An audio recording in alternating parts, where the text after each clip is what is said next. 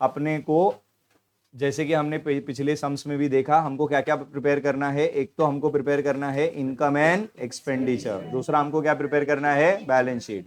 और दोनों चीज आपको कब का प्रिपेयर करना है, ईयर के एंड का, ठीक है। अब पहला अपना काम क्या होता है मालूम है, जो अपने को रिसिप्ट पेमेंट में आइटम्स दिए हैं ना, उनका पोस्टिंग मार्क करना, ठीक है, स्टेप बाय स्टेप, जैसे हम लोग करते थे। मैंने क्या बताया था, बालबीडी को इज्जत देने का, कैंसिल कर देने का, इसको इग्नोर करना होता है। और उसका रीजन भी मैंने समझाया था। ये जो बेसिकली बालबीडी दिख रहा है, यहाँ पे क्लियर मेंशन भी किया है, ये क्या है, ये कैश है। तो ये कौन सा कैश है, ओपनिंग कैश। ये कौन सा कैश है, ओपनिंग कैश। और यहाँ पे तुम देखोगे बाल सीडी में तुमको cash in and cash at bank दोनों दिया है। तो ये कौन सा कैश है भाई, closing balance of cash bank. अब मुझे बताओ, हम जो बैलेंस शीट प्रिपेयर कर रही है कब का बना रहे, 31 मार्च का। कब का प्रिपेयर कर रहे, 31 मार्च का। नाउ माय क्वेश्चन इज, अगर आप बैलेंस शीट 31 मार्च का प्रिपेयर कर रहे हो, तो आपको असेट भी कौन सा चाहिए, 31 मार्च का। तो हमको opening cash balance, opening bank balance important नहीं है। हमारे लिए क्या इंपॉर्टेंट है, क्लोजिंग कैश बैलेंस और क्लोजिंग बैंक बैलेंस। तो हमेशा याद रखना, जब तक मैं नहीं बोलता हूं तब तक बाल बीडी को इग्नोर करने का, क्या करने का, बाल बीडी को। और बाल सीडी में जो भी रहेगा कैश बैंक सबको असेट में दिखाने का। अब उसके बाद नेक्स्ट आइटम तुमको रिसिप्ट साइड पे क्या दिया है, सब्सक्रिप्शन। किधर जाएगा ये, इनकम। ये भाई ये कैंसिल हो गया, ये समझा ना, बालबीडी। फिर उसका डोनेशन के ब्रैकेट में क्लियर मेंशन किया है जनरल। ये भाई डोनेशन में मैंने दो बताया था, जनरल और स्पेसिफिक। जनरल वाला किधर जाता है और स्पेसिफिक वाला लाइबिलिटी। वो सारे नोट जो मैंने स्टार्टिंग में लिखाए थे वो रिवाइज करते रहना। इंटरेस्ट ऑन इन्वेस्टमेंट क्या है भाई, income. Proceed from charity show, आपने कोई शो किया, उससे प्रोसीड्स मतलब उससे कुछ पैसा कमाए, तो किधर दिखाओगे, वो भी इनकम। पेमेंट में आ जाओ, मेडिसिन खरीदा, भाई मेडिसिन खरीद रहे हो हॉस्पिटल के लिए, मेडिसिन यूज करके खत्म कर दोगे, खर्चा है, ठीक है। General expenses, salary, stationery, expense of the charity show, expense. But एक मैंने एक चीज समझाया था कि भाई तुम कोई इवेंट करके अगर कुछ इनकम कमाते हो और उसके लिए कुछ खर्चा भी होता है, तो अपन सेट ऑफ करके, माइनस करके भी लिख सकते हो। प्रेजेंटेशन वापस से एक बार मैं डिस्कस कर लूंगा, जो लास्ट लेक्चर में किया था। Surgical and dispensary expenses, again expenses, equipment asset में जाएगा। याद आया सब। एंड बाल सीडी ऑब्वियसली मैंने पहले ही बोल दिया, बाल सीडी में जो भी रहेगा कैश बैंक सब असेट में दिखाने का। अब देखो एडजस्टमेंट का फ्लो समझो भाई। लास्ट लेक्चर में ऐसा वाला एडजस्टमेंट अपन ने किया है जहां पे तुमको स्टेटमेंट वाइज एडजस्टमेंट नहीं देता है, तुमको डायरेक्टली टेबल बना के दे देता है, ठीक है। अब ये टेबल में एक चीज का ध्यान रखना, ये क्या है, 1 अप्रैल 2019 और ये है 31 मार्च 2020 का कॉलम। तो बेसिकली ये है ओपनिंग बैलेंसेस एंड ये कौन सा बैलेंस है, क्लोजिंग। यहाँ पे मेन याद रखने वाली बात क्या है मालूम है, जो भी ओपनिंग बैलेंस तुमको इस साल दिखाई देते हैं वो किधर से आते हैं, भाई पिछले साल का जो क्लोजिंग होता है वही तो करंट ईयर का ओपनिंग बनता है ना।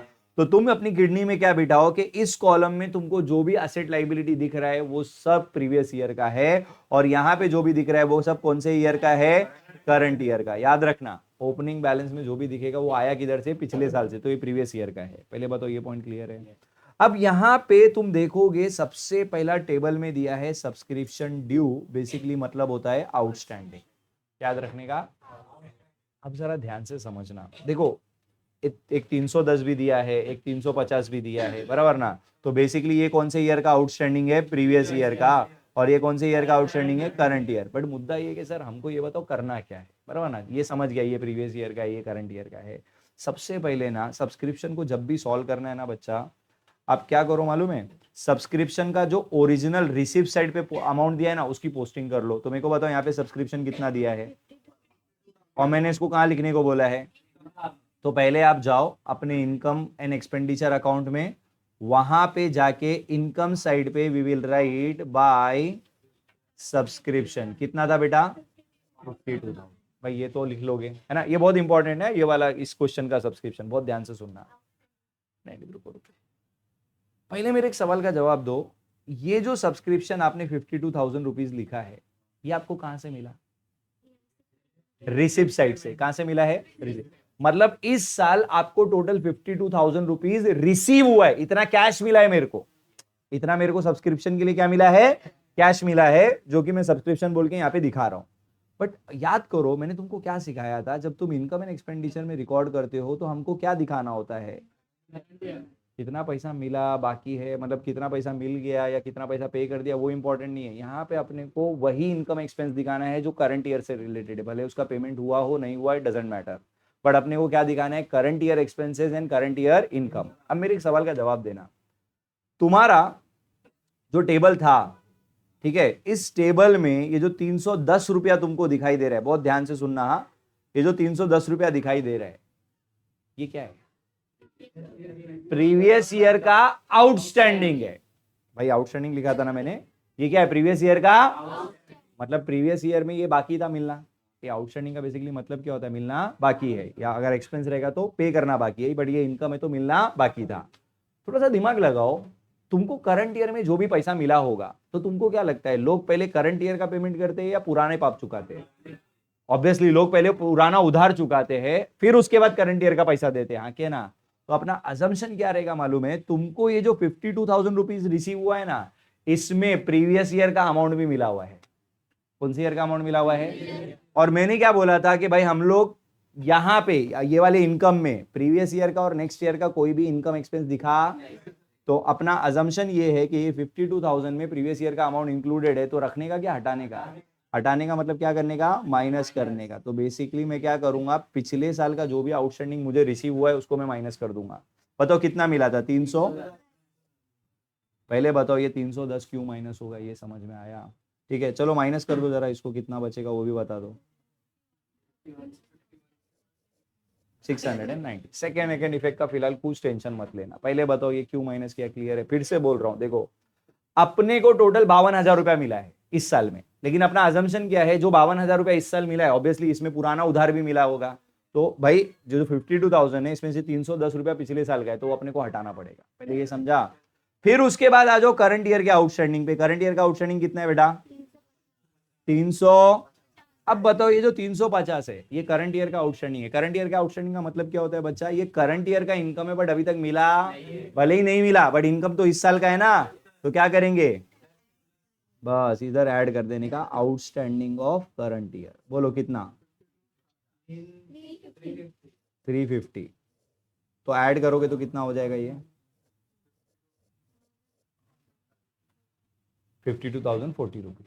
ठीक है, देखो मैंने कोशिश की मैं तुमको एकदम डेप्थ में जाके समझा दूं कि क्यों माइनस किया क्यों प्लस किया, बट कुछ मासूम बच्चे होते हैं जिनका किडनी इतना मतलब नहीं चल पाता है, होता है, किसी किसी का दिक्कत होती है, तो तुम शॉर्टकट जान लो, करंट ईयर का आउटस्टैंडिंग रहेगा प्लस करने का, प्रीवियस ईयर का आउटस्टैंडिंग रहेगा माइनस करने का, है ना? आई ना आवाज?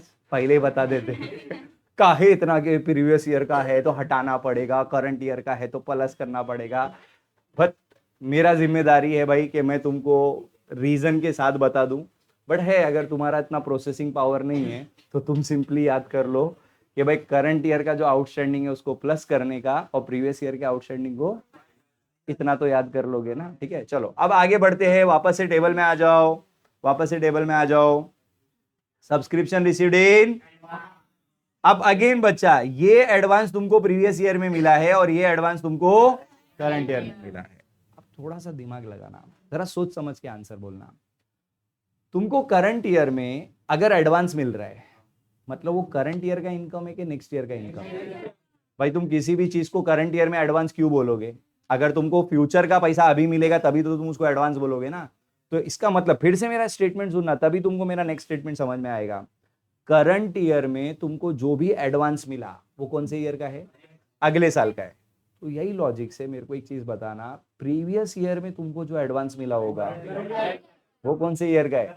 तो इसका मतलब क्या हुआ मालूम है? ये जो तुमको दिख रहा है ना 600 रुपया, ये प्रीवियस ईयर में मिला है, बट ये इनकम कौन से ईयर का है? करंट ईयर का है। और ये करंट ईयर में मिला है, बट ये इनकम कौन से ईयर का है? तो ये वाला प्लस होगा, ये वाला। चलो अब इसको जाएंगे, यहां पे लिखेंगे, सबसे पहले ऐड करेंगे आउटस्टैंडिंग से, आपस में लड़ाई नहीं, लड़ना है तो अच्छे से बाल बाल पकड़ के मार दो, देख के मजा आना चाहिए।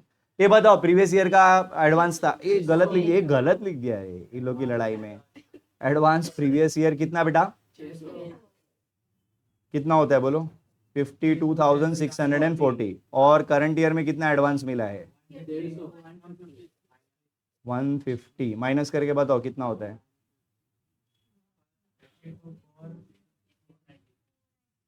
52,000। गलत मत बोलना पूरा आंसर, नहीं तो लास्ट में रॉन्ग है। 52,490। अब देखो जैसे मैंने आउटस्टैंडिंग का शॉर्टकट बताया, वही चीज को है ना एडवांस में उल्टा कर दो। मतलब क्या, सुनो ध्यान से। हाँ, मैंने क्या बोला था, करंट ईयर का आउटस्टैंडिंग क्या होता है, तो करंट ईयर का एडवांस को माइनस करने का।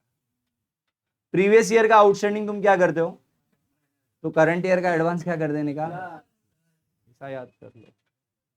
समझा, शॉर्टकट भी बता दिया, लेकिन एक्चुअल लॉजिक समझा ना।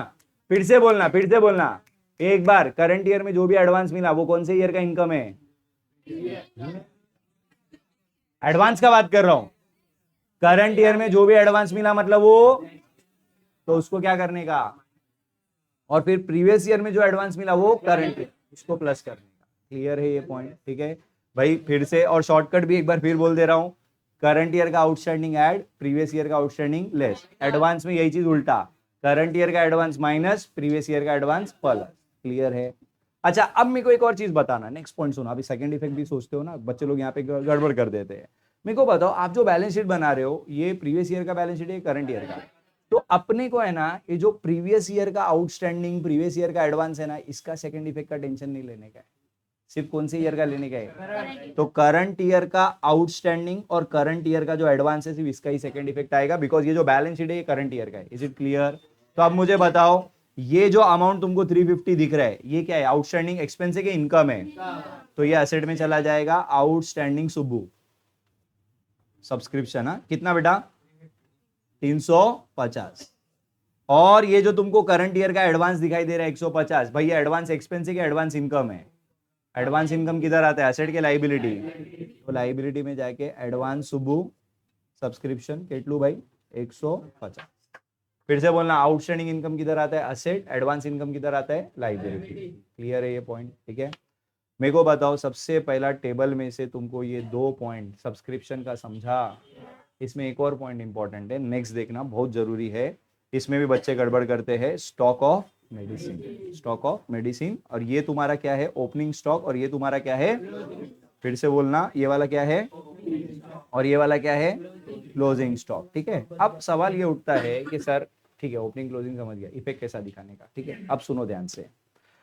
तुम है ना इस चैप्टर में एक चीज का ध्यान रखना कि जब भी तुमको किसी भी चीज का ओपनिंग क्लोजिंग स्टॉक देगा ना, तो इसका सिंपल तरीका क्या है, आप जाओ एक्सपेंडिचर साइड पे उड़ी मार के और वहां पे लिखो किस चीज के बारे में बात चालू है, मेडिसिन ना, तो यहां पे लिखो मेडिसिन कंज्यूम्ड।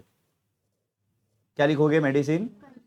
तरीका सुनो, और इसका तरीका क्या है, first you have to write the opening stock, then you have to add purchases, then you have to subtract closing stock. ये फॉर्मूला समझ के इसको याद कर लेना। फिर से बोलना, opening stock plus purchases minus closing stock. Reason मैं बता दूंगा 2 मिनट में, उसका टेंशन नहीं है। पहले ओपनिंग स्टॉक टेबल में से देख के बताओ कितना है, सब लोग ढूंढेंगे। 8000 मिला। परचेजेस आपको मिलेगा पेमेंट साइड से, कितना है बोलो, 41,000। ये मिला सबको। तो मेरे को बताओ, 8,000 का मेरे पास स्टॉक था और मैंने परचेज किया, तो टोटल कितना हो गया। अब उसमें से क्लोजिंग स्टॉक हटा दो, कितना बचा है, माइनस करके कितना बचेगा, फिर से बोलना। ए भाई, क्लोजिंग स्टॉक किधर से मिलेगा समझाना। वापस वो टेबल पे जाओ, टेबल पे गए क्या, उस टेबल में देखो, यहाँ पे क्लोजिंग स्टॉक दिया हुआ था 11,000 रुपया। समझा कि नहीं समझा। ये फिर से जरा इसका फॉर्मूला बोलना। First we will write what, opening stock plus purchase minus closing. अब मन में सवाल आना चाहिए, सर काहे, लेकिन है ना, ऐसा तो याद हो जाएगा बट काहे। देखो इसका लॉजिक क्या है मालूम है, मेरे को बताओ, हम जितने का मेडिसिन खरीद रहे हैं वो हमारे लिए खर्चा है इस साल का, या इस साल हमने जितना यूज किया वो हमारे लिए खर्चा है। देखो, जितना खरीदा वो खर्चा नहीं बोलने का, क्योंकि तुम खरीद रहे हो लेकिन 2-3 साल तक यूज करोगे, तो वो खर्चा डिवाइड होना चाहिए। समझ में आ रहा है। तो बेसिकली अपन खर्चे में क्या दिखाते मालूम है, अपन ने कितना यूज किया है, क्या दिखाते हैं, हमने कितना। तो मुझे बताओ, मेरे पास ओपनिंग स्टॉक मतलब मेरे पास ऑलरेडी 8,000 रुपए का मेडिसिन पड़ा हुआ था, मैंने और 41,000 का परचेज किया, मतलब मेरे पास इस साल टोटल मेडिसिन कितना हो गया, 49,000, बराबर ना। लेकिन बच्चा, उसमें से क्लोजिंग स्टॉक मतलब इतना स्टॉक बच गया, ये हमने यूज या हम अगले साल यूज करेंगे, तो क्या हम इसको करंट ईयर के खर्चे में दिखा सकते हैं, इसके लिए मैंने क्लोजिंग स्टॉक हटा दिया। समझा क्या नहीं समझा। तो तुम सिंपली याद रखो opening stock plus purchase minus closing, और ये याद करोगे ना तुम्हारा बहुत सारे आइटम में आता है। हाँ, अभी जैसे कि मेडिसिन है, ऐसा कभी कभी तुमको बोलेगा स्टेशनरी के बारे में, opening stock of stationery, closing stock, तो खाली टकले पे हेडिंग चेंज करने का, स्टेशनरी कंज्यूम लिखने का, क्या लिखने का, पॉइंट समझा। और वही formula opening stock plus purchase minus closing stock, समझा क्या नहीं समझा। सेम वे में कभी कभी बोलेगा ड्रग्स के बारे में, ड्रग्स का ओपनिंग स्टॉक क्लोजिंग, ड्रग्स सुन के प्लीज कुछ लोग ऐसे टेंशन में, ड्रग्स मतलब भी मेडिसिन, हाँ मेडिसिन मेडिसिन, ठीक है। तो वही लॉजिक, क्या लिखोगे, ड्रग्स कंज्यूम, क्या लिखोगे, ड्रग्स, हाँ खुश मत हो, फिर उसमें opening stock plus purchase minus closing stock. Logic clear है, नाम चेंज होगा, टकले पे खाली हेडिंग चेंज, बाकी सब कुछ same same. Okay, next point सुनो। देखो बाकी तुमको किसी चीज का सेकंड इफेक्ट का टेंशन नहीं लेने का है, सिर्फ क्लोजिंग स्टॉक का सेकंड इफेक्ट आएगा। क्यों आएगा वो भी सुन लो। तुमने क्लोजिंग स्टॉक को एक्सपेंडिचर से हटा दिया, बिकॉज तुमने ये चीज बच गया है, तुमने यूज नहीं करा, मतलब तुम्हारे पास प्रॉपर्टी, भाई कोई चीज अगर बचा हुआ पड़ा है वो तुम्हारा प्रॉपर्टी है ना, किधर दिखाओगे उसको, तो यहां पे दिखाएंगे स्टॉक ऑफ मेडिसिन। कितना स्टॉक बच गया भाई, ईयर के एंड में 11,000 बच गया, समझ लो कि नहीं समझ लो, क्लियर है। चलो वापस से टेबल पे आ जाओ भाई। एस्टिमेटेड वैल्यू ऑफ इक्विपमेंट कितना दिया है, अच्छा एक मिनट देखो, सिर्फ ओपनिंग बैलेंस दिया है, क्लोजिंग नहीं दिया, मतलब वो अपने को पता करना है, और वो कर लेंगे, बहुत पपलू है। देखो अब मेरे को एक चीज बताना, इक्विपमेंट मतलब ये फिक्स्ड एसेट होता है ना, long term asset, fixed asset, ये मैंने समझाया था लास्ट टाइम, याद है। तो मैंने इसका एक तरीका क्या बोला था, जब भी कोई फिक्स्ड एसेट का ऐसा इंफॉर्मेशन आएगा ना, पहले you have to write what, opening balance, क्या लिखना पड़ता है, और ऑब्वियसली फिक्स्ड एसेट है तो डायरेक्टली इसकी शुरुआत एसेट से ही होगी, तो यहाँ पे जाके लिखेंगे equipment. And tell me opening balance कितना था, टेबल में देख के बताओ, 10,000। उसके बाद मैंने क्या बोला था, एक बार चेक करने का रिसिप्ट पेमेंट में क्या हमने कोई परचेज और सेल किया इक्विपमेंट का, देखो पेमेंट साइड पे था इक्विपमेंट, और पेमेंट साइड पे अगर एसेट का नाम आया मतलब इट इज व्हाट, भाई जब तुम पेमेंट कब करते हो, बेचने के लिए या खरीदने के लिए, खरीदने के लिए पेमेंट करते हो, यस और नो, तो परचेज बोल के ऐड कर देने का। कितने का परचेज किया बताइए भाई, भाई ओपनिंग कितना है, फिर नया कितना खरीदा। अच्छा सुनो, अभी भी मैंने इसको अंदर के कॉलम में रखा है 25,000 को, उसका रीजन क्या है वो सुनो। क्या दिक्कत है बता, बुक में गलत दिया है तुमको, अरे बच्चा इधर देखना, इधर सुन, इधर सुन, लड़ो मत लड़ो मत, इधर इधर इधर स्क्रीन पे देख, स्क्रीन पे देख भाई, यहाँ पे देख, ये जो टेबल में दिया है ना, ये तेरा ओपनिंग बैलेंस है 15,000, और जो ऊपर पेमेंट में दिया है ना, ये तेरा परचेज है। तो 15,000 पहले से था, तूने और 10,000 का परचेज किया, तेरा इक्विपमेंट टोटल कितना हो गया, 25। लेकिन नीचे देख इक्विपमेंट पे क्या दिया हुआ है, 1,900 रुपए का डेप्रीसिएशन भी दिया हुआ है ना, तो बस हम क्या करेंगे, इसमें से डेप्री भी माइनस कर देंगे, तो लेस डेप्रीसिएशन कितना बेटा, बचेगा कितना 23, और ये जो डेप्री आपने चार्ज किया है ना बच्चा, इसका second effect, so to depreciation on equipment, कितने का डेप्री था बेटा, 1,009, कौनो दिक्कत, ओके वापस से उस टेबल पे आ जाओ फिर से भाई। नेक्स्ट क्या है, बिल्डिंग है ना, अगेन बिल्डिंग का भी सेम लॉजिक, ओपनिंग बैलेंस दिया है तो पहले पहले जाके हम लोग बिल्डिंग का ओपनिंग बैलेंस दिखाएंगे, विच इज हाउ मच। अब रिसीव पेमेंट में चेक करो, क्या कोई नया बिल्डिंग खरीदा या पुराना बेचा, ऐसा कुछ है नहीं है, लेकिन डेप्री है क्या नीचे देखो, टेबल के नीचे देख लेना, 1,500 रुपए का डेप्री है, 40 में से 1,500 गया, बचा कितना, 38,000। अगेन इस डेप्री का भी सेकंड इफेक्ट किधर दिखाएंगे, तो सुनो ना, मैं एक काम करता हूं, सुनो ना, इधर डेप्रीसिएशन ऑन करके लिखने का, इक्विपमेंट पे 1,900 डेप्री, और दूसरा क्या था, बिल्डिंग पे कितने का डेप्री था बेटा, 1,500 का, टोटल कितना हो गया 3,400 बेटा, कौनो दिक्कत, ठीक है। वापस से उस टेबल पे आ जाओ एक बार भाई, ये हो गया, बिल्डिंग हो गया, बचा गया कैपिटल फंड। एक कैपिटल फंड किधर दिखाते बेटा, इसको सिर्फ लाइबिलिटी में शो कर देना, ओपनिंग दिया, क्लोजिंग अपने को सरप्लस डेफिसिट के बाद मिलेगा, तो उसका टेंशन मत लेना। जाके कैपिटल फंड को हम लोग उड़ी मार के पहली लाइन में ही दिखा देंगे, कैपिटल फंड कितना है बेटा, आराम से 1,09,00,000 इनर कॉलम में लिख के छोड़ देना, ठीक है। देन उसके बाद नेक्स्ट देखो तुमको क्या दिया है, इन्वेस्टमेंट, 10% इन्वेस्टमेंट। ये पहला तो मेरे को एक चीज बताओ, इन्वेस्टमेंट क्या होता है? तो हम लोग असेट साइड पे जाके इन्वेस्टमेंट की वैल्यू दिखा देंगे। अच्छा एक मिनट, परसेंटेज भी मेंशन है ना इसमें, कितना बेटा? अच्छा सुनो ना, मैंने डायरेक्टली आउटर कॉलम में क्यों लिखा उसका रीजन समझाता हूँ। भाई इन्वेस्टमेंट का ओपनिंग तो दिया है, रिसीव पेमेंट में चेक करो क्या कोई परचेज सेल है? परचेज सेल है क्या? आपने कुछ एक्स्ट्रा इन्वेस्टमेंट किया, आपने पुराना इन्वेस्टमेंट बेचा, देना आंसर इज नो। तो इन्वेस्टमेंट में कुछ परचेज सेल तो नहीं आने वाला है। नेक्स्ट पॉइंट सुनो, अब अपने को दिक्कत कहां से आती है वो सुनना। ये वाला पॉइंट सब लोग ध्यान से सुनना, हर परसेंटेज वाला हिडन एडजस्टमेंट नहीं होता, वो मैं तुमको अभी प्रूव करके दिखाता हूँ, सुनना ध्यान से। भाई तुमको यहाँ पे 10% इंटरेस्ट मेंशन किया है। अब यूजुअली क्या होता है, फाइनल अकाउंट में भी तुमने किया है, जब भी परसेंटेज मेंशन करता है तो इसका मतलब क्या होता है, रेट ऑफ इंटरेस्ट। क्या होता है भाई? और अगर रेट ऑफ इंटरेस्ट दिया है तो एक बार तुमको इंटरेस्ट कैलकुलेट करके देखना चाहिए। तो मुझे एक चीज बताओ, 1 लाख पे 10%, और ऑब्वियसली ये ईयर के स्टार्ट से, भाई ये इन्वेस्टमेंट ओपनिंग बैलेंस में दिया था, मतलब पूरे 12 महीने का इंटरेस्ट लगेगा ना। तो बताओ पूरे 12 महीने के हिसाब से कितना बनता है? तो एज पर दी इंफॉर्मेशन हमको 10,000 का इंटरेस्ट मिलना चाहिए। रिसीव साइड पे जाओ और जाके देखो तुमको इंटरेस्ट ऑन इन्वेस्टमेंट कितना मिला है, मतलब ऑलरेडी तुमको 10,000 मिल चुका है। तो क्या कुछ भी आउटस्टैंडिंग है? तो there is no hidden adjustment. ये पॉइंट समझा, खाली इनकम साइड पे दिखा के छोड़ देने का। लेकिन यही अगर अगर अगर सुनो सुनो सुनो सुनो सुनो, अगर क्वेश्चन में चलो मैं एक छोटा सा चेंज करूं और यहाँ पे इंटरेस्ट ऑन इन्वेस्टमेंट 8,000 कर देता, अब इसका इंटरप्रिटेशन क्या हो जाता कि भाई हमारे इंफॉर्मेशन के हिसाब से 10% के हिसाब से मिलना चाहिए था 10,000, और मिला कितना है 8,000, तो 2,000 अभी भी मिलना। बट इस क्वेश्चन में ऐसा कुछ भी, इस क्वेश्चन में बहुत आसानी कर दिया तुम्हारे लिए कि भाई 10% के हिसाब से 10,000 मिलना चाहिए था, बट ऑलरेडी आपको 10,000 मिल चुका है, तो there is no hidden adjustment. ये पॉइंट क्लियर है सबको? तो आप सिर्फ क्या करोगे, इसको इनकम साइड पे शो करके छोड़ दोगे। Is it clear? तो विद दिस कहने से ऑल दी एडजस्टमेंट्स, यानी कि टेबल का जो भी इंफॉर्मेशन था वो यूज कर लिया, नीचे का जो डेप्री का इंफॉर्मेशन था वो यूज कर लिया। नाउ व्हाट, खाली पोस्टिंग बचा है। तो पोस्टिंग फटाफट मुझे बताते जाओ।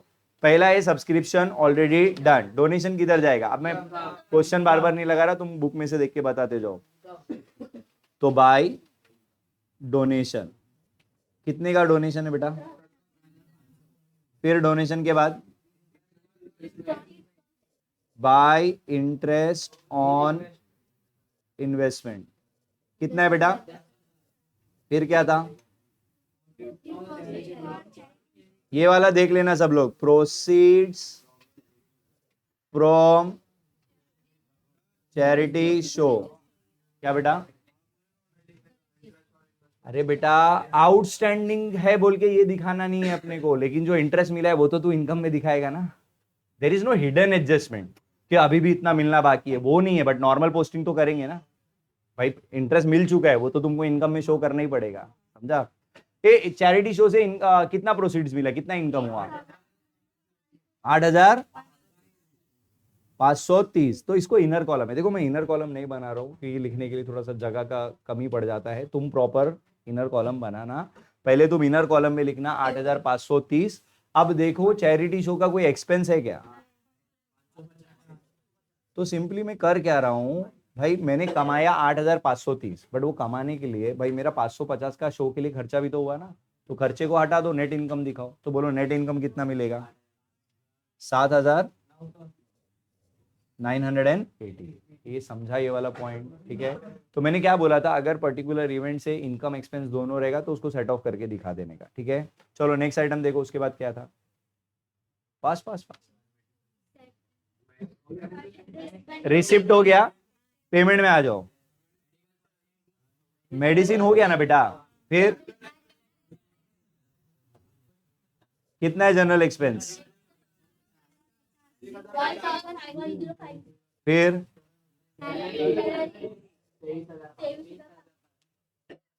23,000। फिर स्टेशनरी ना, कितना है? फिर चैरिटी शो एक्सपेंस तो हो गया ना। फिर सर्जिकल, सर्जरी एंड, भाई मैं शॉर्ट में लिख रहा हूं, आप पूरा लिखना, एसएनडी मत लेना, सर्जरी एंड डिस्पेंसरी। फिर इक्विपमेंट हो चुका है, फिर कैश इन हैंड और cash at, cash in hand कितना है 960, कैश एट बैंक कितना है 13,000 है ना बेटा। भाई सरप्लस डेफिसिट आप लोग मुझे निकाल के बताओगे, ठीक है, फटाफट पहले इतना कॉपी कर लो, फिर सरप्लस डेफिसिट निकाल के दिखो फास्ट। चलो भाई, क्या सरप्लस आया बताओ।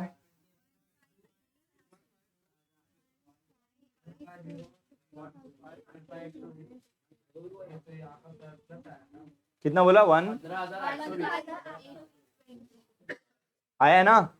और ऑब्वियसली टोटल में तो जो बड़ा वाला क्रेडिट का टोटल रहेगा वो तुमको दिखाना पड़ेगा, कितना बेटा 87,970। अच्छा एक मिनट, मैंने एक और चीज बोला था, अगर सरप्लस आएगा तो ब्रैकेट में लिखने का excess of income over expenditure. क्या लिखने का, एक्सेस ऑफ इनकम ओवर। अच्छा सरप्लस आया तो हम कैपिटल में क्या करेंगे, तो सरप्लस कितना था बेटा, सरप्लस 15,820। अब इसका टोटल भी बता दो कितना होता है 86,760। एंड फाइनली तुम्हारा बल्लू टल्लू कितने पे हुआ 1,910 186,910। पूरे सम में कोई डाउट है। अब बचा सेम ऐसे ही डिक्टो, ठीक है, थोड़ा सा मतलब सिमिलर टाइप समझ लो। इलस्ट्रेशन नंबर 19 निकालना सब लोग जरा, पन्ना क्रमांक 110, पन्ना क्रमांक 110। ये क्वेश्चन अभी के अभी आपको खुद से ट्राई करना है, ठीक है। और सी टू इट टाइम 15 मिनट का दे रहा हूं, 15 मिनट में आप लोग को सम कर लेना है टोटलिंग वोटलिंग के साथ में। 15 से 20 मिनट मैक्स तुम ले सकते हो उसके लिए, ठीक है। चलो 20 मिनट दिया फॉर्मेट वॉर्मेट के साथ में, तुम भी क्या याद रखोगे। ओके चलो शुरू हो जाओ, स्टार्ट करूं। चलो देखो फटाफट। From the following particulars relating to Sushma memorial hospital Jalgaon, prepare income and expenditure account for the year ended 31st March 2020 and the balance sheet as on that date। तो बेसिकली आपको इनकम एक्सपेंडिचर बनाना है और balance sheet prepare करना है। पहला देखो, receipt payment में बाल बीड़ी दिया है, उसको इज्जत नहीं देंगे। Subscription income, entrance fees bracket में रेवेन्यू मेंशन किया है तो चुपचाप से इनकम में दिखा देना। लाइफ मेंबरशिप फीस के ब्रैकेट में भी रेवेन्यू बोला है मतलब income. Sale of old newspaper income.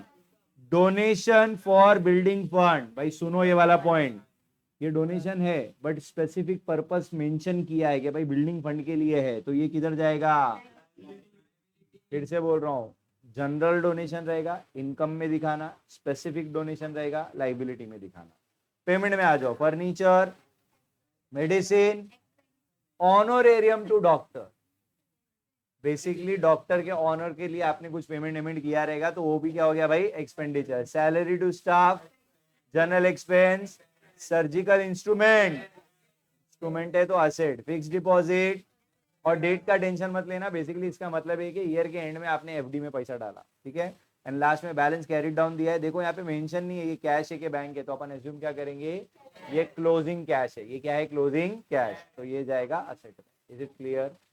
अब आ जाओ वापस से टेबल पे। देखो पहला दो तो सेम लास्ट क्वेश्चन की तरह, आउटस्टैंडिंग सब्सक्रिप्शन और सब्सक्रिप्शन रिसीट एडवांस। मेरे को सिर्फ ये बताना ये प्रीवियस ईयर है और ये, तो मैंने क्या बोला था, प्रीवियस ईयर का आउटस्टैंडिंग माइनस करंट ईयर का आउटस्टैंडिंग प्लस, एडवांस में उल्टा, प्रीवियस ईयर का एडवांस प्लस और ये ऐसा कर लेने का, लिखने को और इजी पड़ेगा। ये समझा क्या।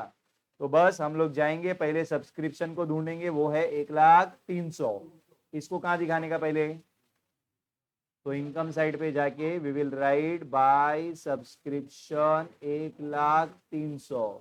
इसमें पहले हम क्या करेंगे, प्रीवियस ईयर का आउटस्टैंडिंग माइनस कर देंगे। बोलो कितना है माइनस करने का अमाउंट, देखा है ना कितना है, बोलो कितना होता है 90। फिर करंट ईयर का आउटस्टैंडिंग प्लस कर देंगे, कितना है बेटा, वो 10,000 है, तो बोलो 1 लाख 1,01,300। फिर बोलो प्रीवियस ईयर का एडवांस क्या होता है भाई? एडवांस में प्रीवियस ईयर का एडवांस प्लस होता है, करंट ईयर में जो एडवांस मिला रहेगा वो माइनस। कितना था प्रीवियस ईयर में एडवांस? तो कितना हो गया? और लेस करेंगे एडवांस, करंट ईयर में कितना मिला था? 6,000। तो finally outer column figure 1 lakh. अच्छा, और एक चीज मैं मेंशन कर दूं, जिनके पास पुराना बुक होगा वहां पे ये अमाउंट गलत दिया था। 1,03,000 नहीं हो, 1,03,000 है, तो वो देख लेना, अगर बुक में गलत है तो उसको चेंज कर लेना, ठीक है। अच्छा, अब नेक्स्ट पॉइंट सुनो, नेक्स्ट पॉइंट सुनो। मैंने क्या बताया था? प्रीवियस ईयर का सेकंड इफेक्ट का टेंशन लेने का या करंट ईयर का?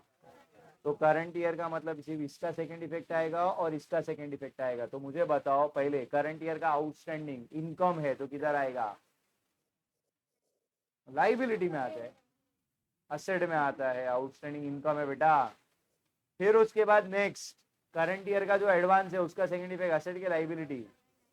तो एडवांस सब्सक्रिप्शन लिखना है या सब्सक्रिप्शन रिसीव्ड इन एडवांस लिखना है? दोनों चलेगा। बोलो, एक मिनट एक मिनट, ये सारे इफेक्ट पहले क्लियर। कितने लोग का एटलीस्ट सब्सक्रिप्शन राइट था? बिकॉज सब्सक्रिप्शन में लोगों को दिक्कत आता है। ये राइट है तो मतलब अरे वाह, खुद से किया रहेगा तो हाथ ऊपर कर। ओके, चलिए नेक्स्ट देखिए। उसके बाद ये फिर बिल्डिंग दिया है। अब देखो यहाँ पे ना बिल्डिंग बहुत आसान कर दिया तुम्हारे लिए। बिल्डिंग का ओपनिंग भी तेरा है, ऊपर जाके परचेज सेल में देखो, मतलब रिसीव पेमेंट में देखो, कोई परचेज कोई सेल बिल्डिंग का दिया ही नहीं है, और क्लोजिंग भी तेरा है, मतलब कोई डेप्री भी नहीं है, समझा ना? तो चुपचाप से क्या करने का, बैलेंस शीट में जाके बिल्डिंग का वैल्यू सीधा आउटर कॉलम में दिखा देना, 13,00,000 रुपया। ये समझा ना? सेम वे में, सेम वे में इन्वेस्टमेंट, इन्वेस्टमेंट का ओपनिंग कितना है बोलो यार, क्लोजिंग भी कितना है, और कोई परचेज सेल भी नहीं है, तो इसको भी क्या करेंगे सीधा, कितना था? 2 लाख ना। चलो नेक्स्ट, फिर है कैपिटल फंड। इसको कुछ नहीं, लाइबिलिटी में लिख देना है। कितना है कैपिटल फंड? ये भाई इनर कॉलम में क्यों रखा, समझा ना? Surplus deficit, okay. और उसके बाद में तुम देखोगे लास्ट में एक बिल्डिंग फंड दिया था। बिल्डिंग फंड किधर दिखेंगे? बिल्डिंग फंड कितना था? अच्छा, अब इसको इनर कॉलम में क्यों रखा बच्चा? रिसिप्ट साइड पे देखो, आपको एक डोनेशन मिला था फॉर बिल्डिंग फंड। तो दिमाग क्या लगाने का बच्चा, देखो ऑलरेडी अपने पास कितने का फंड है? 5 लाख का, और डोनेशन मिल रहा है इसी फंड के लिए, तो अपना फंड कम हो जाएगा बढ़ जाएगा? तो इसमें ऐड कर देना डोनेशन फॉर बिल्डिंग फंड। कितना? 1 लाख। इसके लिए भी डोनेशन लेना पड़ता है, 6 लाख। भाई तुम सिर्फ डोनेशन लिखो, ठीक है? अच्छा, ये बताओ, ये आउट है, ठीक है? ये दिस कहना ही से आपकी पोस्टिंग फटाफट बताते जाओ। सब्सक्रिप्शन, अब बाकी क्या बचा कहते हैं, इंटरेस्ट फीस कितना था? 1,700। फिर क्या था? एलएमएस का कितना पूरा लिखा, लाइफ नंबर कितना है? 18,000 है। फिर purchase of old news paper कितना है?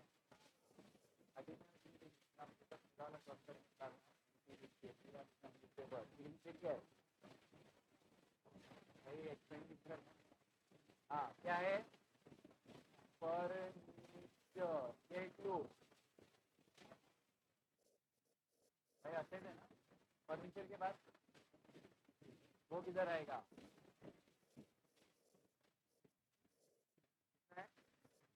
फिर ऑनरेरियम टू डॉक्टर, भाई ऑन टू डॉक्टर कितना पूरा है? ऑनरेरियम टू डॉक्टर कितना है? फिर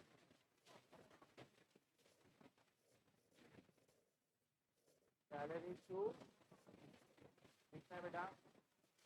फिर फिर सर्जिकल क्या है? काटना। फिर इसमें फिर कैच इन हैंड और कैच हेड दोनों है।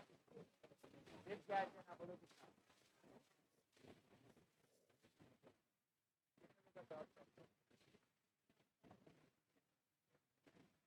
अब मुझे तो इतना बताओ, अगर तुमने इतना किया तो कुछ लोगों ने 10 प्लस 10 निकाला रहेगा। इस बार क्या आया? 13,000, 13,500। चलो बताओ इसका टोटल कितना? भाई पता है ना, बड़ा वाला अमाउंट क्रेडिट वाला दोनों साइड कितना था? नहीं देख,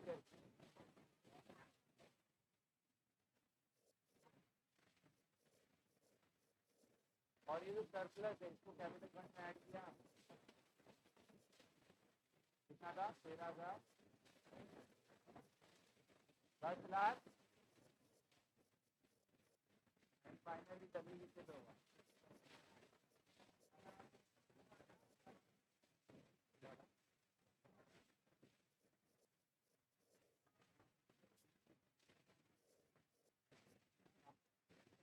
बहत्तर 82 होता है।